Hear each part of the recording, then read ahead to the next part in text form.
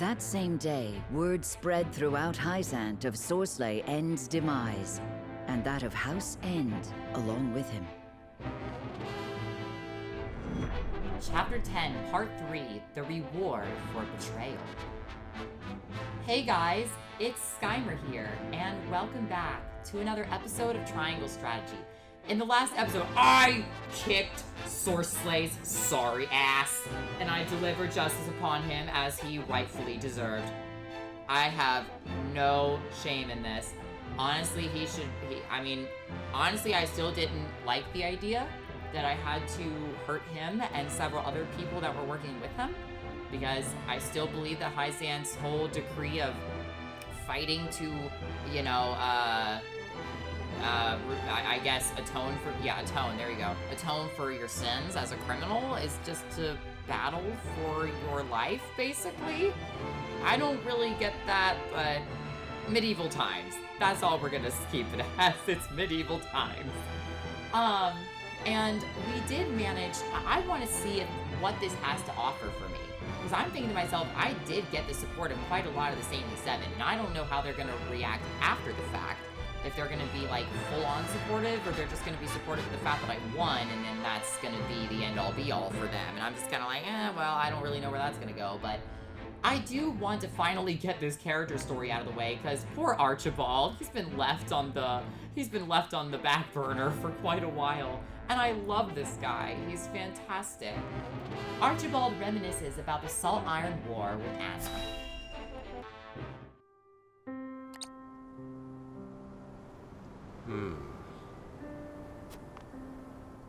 Master Archibald, is there something on your mind? Goddess be good. I must be getting on in years for you to be able to sneak up on me like that. What troubles you?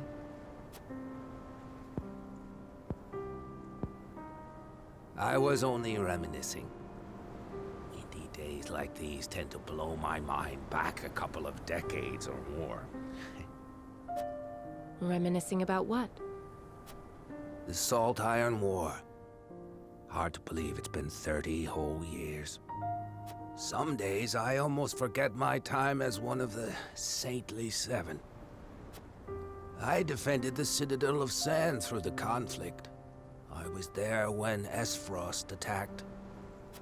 A number of Rosellan prisoners who tried to escape the Source were there too, including Our Lady Frederica's dear mother. What's this? She stayed behind all by herself to help the countless numbers of her fellow Roselle flee. That's how she was captured. But I knew we couldn't hold the Citadel. So I helped her and her friends escape in secret before the enemy attacked. The wind blew just as hard that night as it's blowing now. I'll never forget watching the Roselle, caked all over in mud as they slipped away into the dark. So you didn't want innocents to get caught up in the coming battle? It never settled right with me. The way the goddess's teachings permitted abuse of the Roselle for the supposed sins of their past. A person's life isn't worth more or less just because of the conditions of their birth. But more than anything, I was moved by the selfless acts of Lady Frederica's mother. She reminded me of what I had once aspired to be. She was able to do what I never could. Risk her life to save her friends.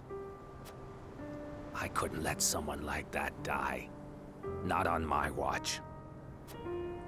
It wasn't long until the other Saintly Seven discovered what I'd done. They branded me a traitor, stripped me of my title, and sentenced me to death. Of course, I slipped out of their clutches before they could have my head. I wandered for a while before taking up life as a merchant under the King of Glenbrook's patronage. I never knew you and Lady Frederica's mother shared such a past.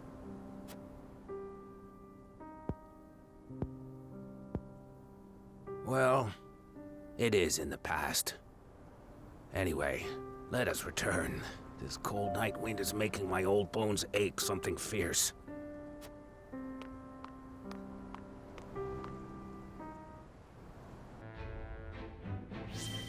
You know, I will say that I love Archibald before, but I love him even more now.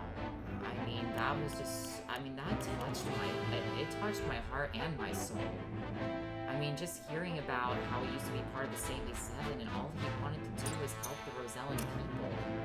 And he did just that. I mean, that's probably how, this might be how this whole village was created, right? Is that not implying this? Because it's right across the river from the Citadel of the Sands, because that's right here.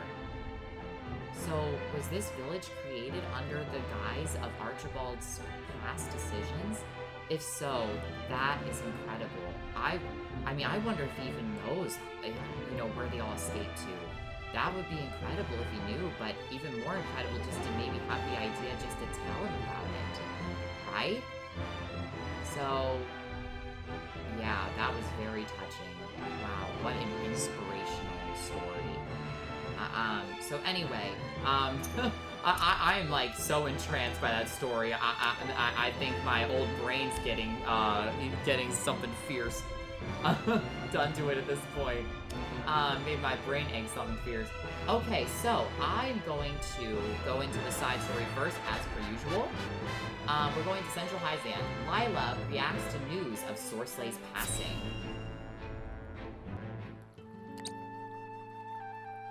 I understand Sorsley End is with the goddess now. What a pity. He has been counted among the dead from the accident. Keep spinning those lies, and soon they shall be tied around your neck. Though in truth, I'm surprised they've not done so already. Are you not pleased, milady? Shall I inform Minister Edor? Be my guest. Without me, all research grinds to a halt. My mind is without equal. But of course, Minister, I was only teasing. Would it kill you to smile for once? Be more aware of the words from your mouth. Remember, you are not but Edor's pawn. Forgive me. Where are my manners? Now pray, return to your precious research. See that you complete it, for you know who.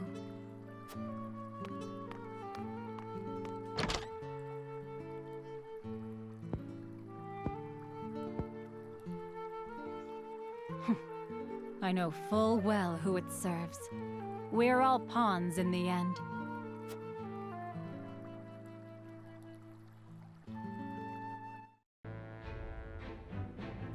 You know, Lila cleared the air for me quite a lot there. I feel like the supposed Holy One, because of course when I went to court with the Saintly Seven, there were 6 people there, right? There was Exham, Camsel, Edor, Lila, Tenebris, and Sorsley.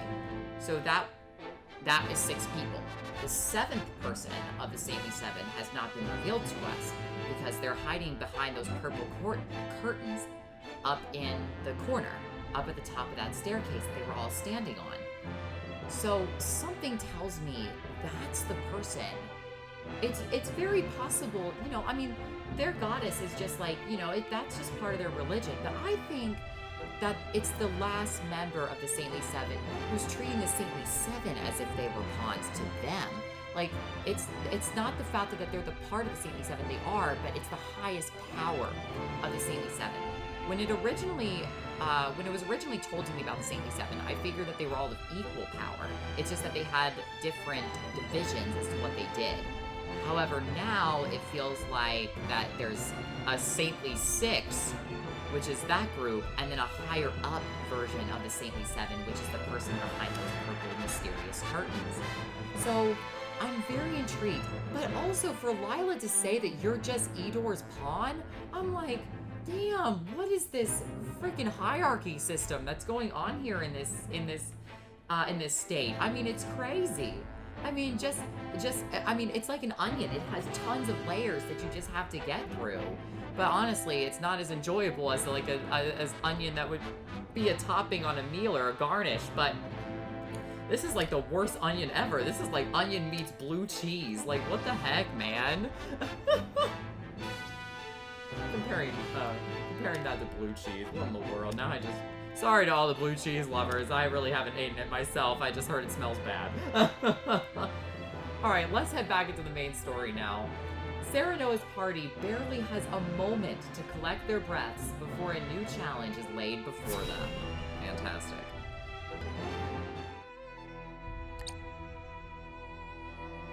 So, Lord Serenoa, what shall you do now? Well... I shall speak plainly. The Holy One wishes to aid House Wolford. Thank you, Your Holiness. Your house is known throughout all Norzelia, and rightly so, given the vital land you control. It would be quite the blow if Esfrost's aggression spelled the end of your domain.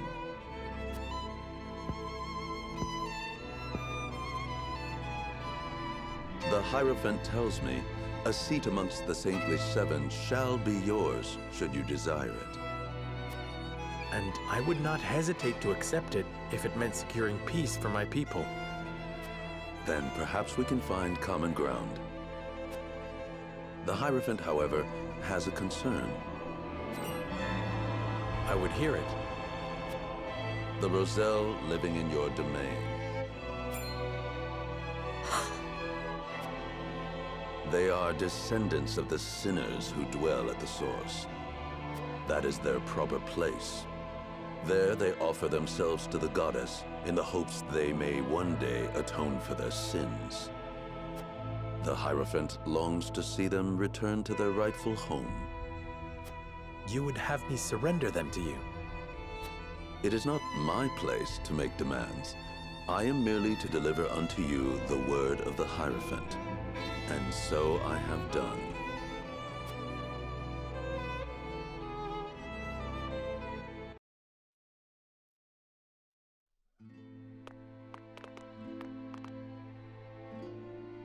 Serenoa, will you surrender the Roselle to Hyzante? I don't know. As you are doubtless aware, Lady Frederica, the vow of Lord Simon himself binds us to protect them.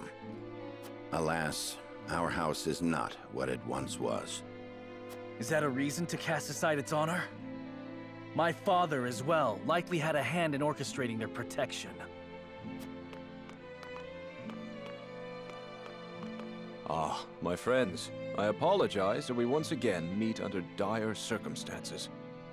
You face a difficult choice, one I do not envy. Have you decided? Not yet. We will, you can be sure. They've got us by the small ones, and they know it. They made this request full aware of our history. Lest you misunderstand, allow me to illuminate your position. You are not the noble hawks you think yourselves to be. You are vultures, feeding off the scraps of Sorsley's corpse. You've got some nerve. I speak from experience when I say that the title of Saint is not to be worn lightly. Are you prepared? Prepared? For what? Doubtless you are aching to break free of your fetters, to take wing and soar. To do that, blood must be spilled. The blood of enemy, friend, and self alike. Your freedom lies at the end of a trail of dead. If you are not prepared to make that journey, to endure that sacrifice, then cast aside your pretensions and grovel. Grovel or bleed? Poor options both.